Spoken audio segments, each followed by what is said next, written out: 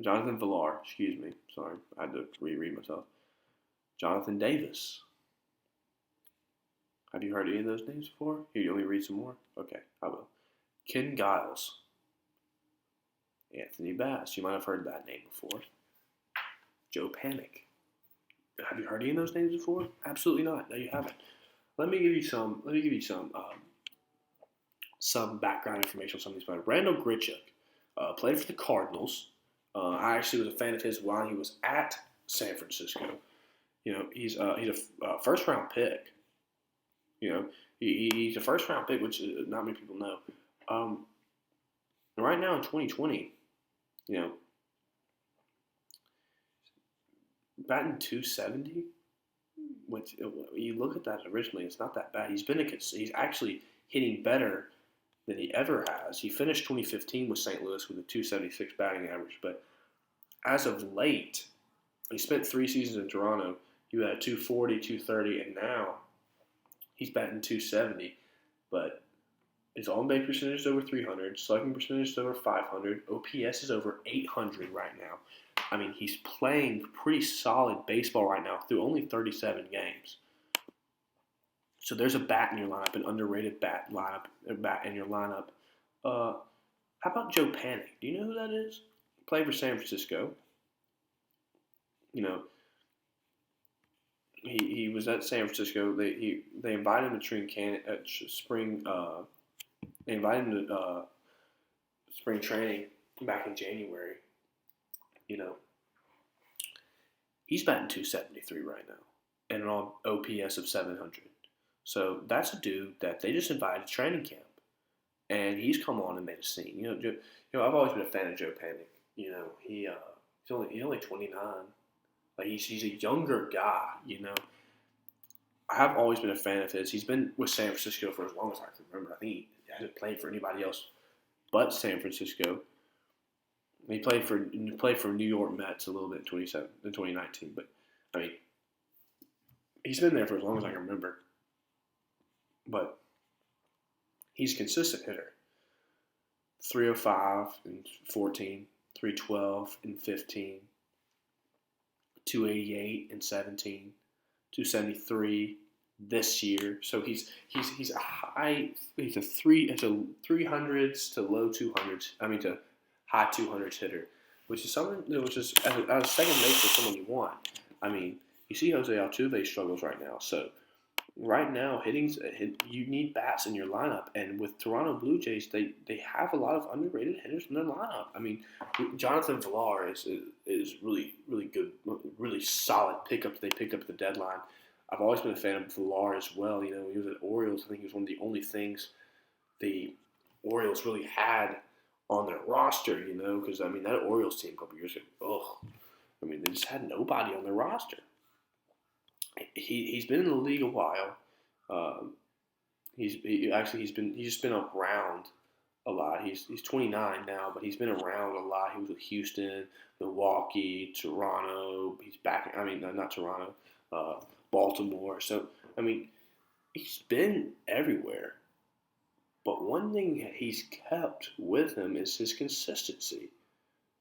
I mean, he's been a consistent mid to high 200s hitter. Again, what's the common denominator with all these Toronto hitters? They're all mid to high 200s. I mean, so when you like in any other sport, consistency is one of the most important things you can have, especially with a whole roster. So what I'm trying to have with this, what I'm trying to show you with this Toronto team is, look, they're beating out the Yankees right now. The Yankees are just 500, so they're 6.5 games behind the Rays. The Yankees are, but Blue Jays have consistency on their side, and as long as they can stay consistent, I'm not surprised this team gets to the playoffs. I mean, they have the pitch and do it. Ken Giles throws absolute gas. He's from Houston. I mean, that was a great pickup, and we know how good that Ryu guy is.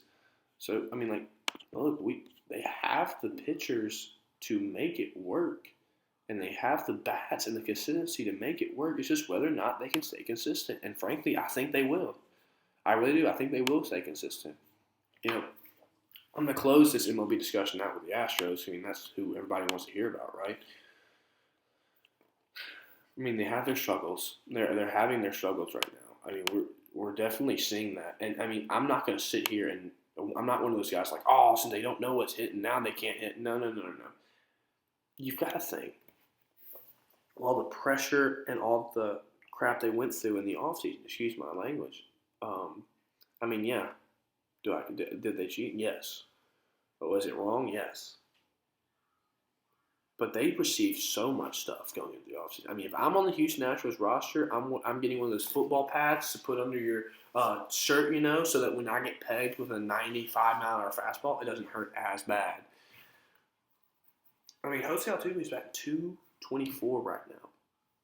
I mean, especially for a guy like him, a stud in this league, it's awful. So I mean, I understand where they're coming from. I mean, like, yes, did I expect a little bit? Yes, I expected some struggles out of this Astros team. I did. I expected actually a lot of struggles. I didn't expect it to be this bad, but I expected some struggles. Especially with Garrett Cole not there. Zach Greinke has to step up. Lance McCullers has to step up. I mean, they got to have some arms to step up.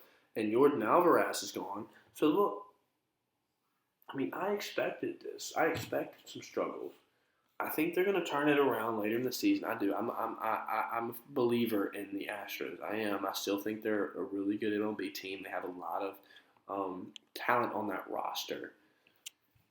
I just think they need to step it up, and I think they need to just get past all the stuff from the offseason and get past that. Like 95% of the MLB nation hates them. But I think once they get past that and they can overcome that hurdle, I think they'll be okay. There's no denying the talent. Jose Altuve, George Springer, Alex Bregman, Carlos Correa, Michael Brantley, Josh Reddick. I mean, they have the talent on that roster as far as the bats are concerned. And in your arms, you still got Verlander, you still got Greinke, you still got Lance McCullers. I mean, you've got arms in there. You've got Ryan Presley, Chris Davinsky. I mean, you've got people on your roster that can help you out. It's just one of the things you're like, can you get over that mental hump? Can you get over that? I think they will. I think the same thing with Yankees. I think the Yankees have a mental hump right now. I don't know why they're playing such bad baseball right now. I mean, they're literally at 500. They're 21-21. But I think once they get over that mental hump as well, I think they're going to be back in the race like they were. I don't know what it is with the Yankees right now, but that mental, once they can get over that mental hump, they'll be fine. I still think they're a playoff team. I still think, in my opinion, they're one of the better teams in the league. I just think they need to figure out what's wrong, And, I thought the struggles the Yankees are having now was going to be struggles that their Braves were having, but that's simply not the case. The Braves are on top of their division.